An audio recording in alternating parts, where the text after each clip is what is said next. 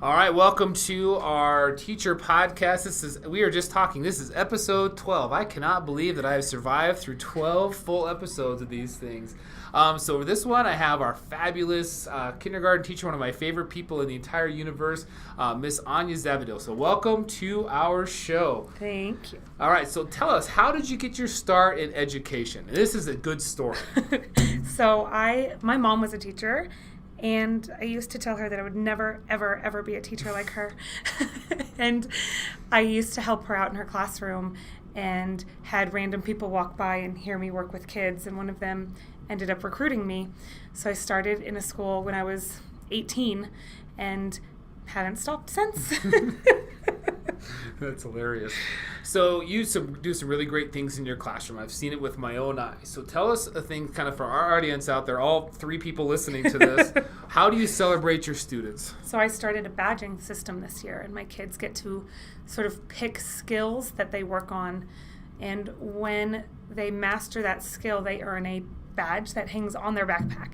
So we have fantastic badging ceremonies every couple of weeks that we can celebrate the learning that they're doing in my classroom, and it is fun and they love it, so yeah. I'm loving it too. And it's really cool. So if you are a kindergarten parent, if you've not checked out the badging or asked your kid about a badging ceremony, definitely look that up. So what is something that's greatly influenced your teaching? I had a calculus teacher. I used to teach math. I had a calculus teacher, Miss Kistler, and she won the Apple Award many, many years ago, and it was just as I had started teaching. So I got to see her speak and sort of accept that Apple Award. And she said, not her quote, but that kids will never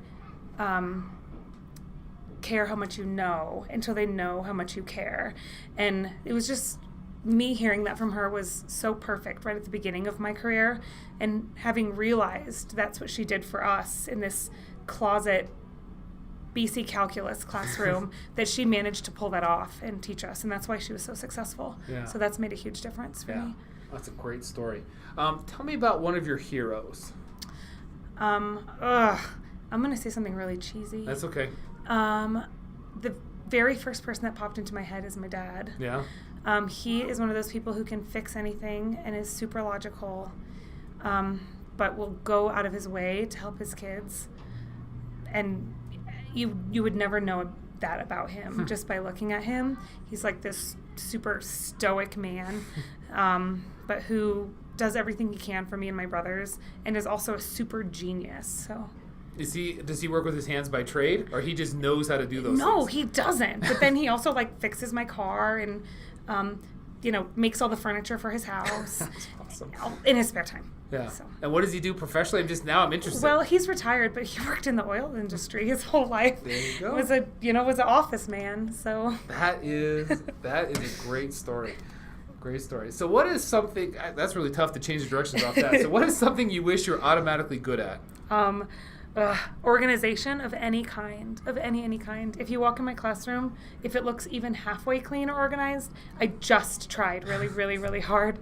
I wish I was good at finding places for things and knowing where things are and having some sort of semblance of organization in any aspect of my life. It's just as bad at home and in my car. You need to work at the Container Store. Oh! Which would probably be good for me. Probably hurt your brain to go in there. Yeah. All right, so we made it down to the last question. What is a purchase that you've made that costs less than $100 that have greatly improved your life? So some of the people who work here know that I have been totally into food preservation. True story. And so I, in a ton of my spare time, have been canning things. So in the last month, I canned pineapple and Brussels sprouts, pickled Brussels sprouts, and asparagus in the last month. So my biggest purchase under $100 was 7 cases of pint jars when they're on sale for Black Friday, so that now I can, whenever I find something on sale or see something I want to can, I always have jars in the basement, because that was the biggest hindrance, was always having to buy jars. So now I don't have to. And I would just on a side note of that, Anya made me some jelly that was no joke as a Christmas present, and it was super good. Just throwing it out there. I think that should be a side business, but just put it out there. I enjoy it a lot. All right. Well, I don't want to take up any more of your time. Thanks so much for being on our show. You are a fascinating person. Thanks so much for being here. I don't know who it's going to be next week, and who knows, we may have to shut this thing down for episode 13. We'll have to wait and see. All right. Have a great day. Thanks so much for joining us.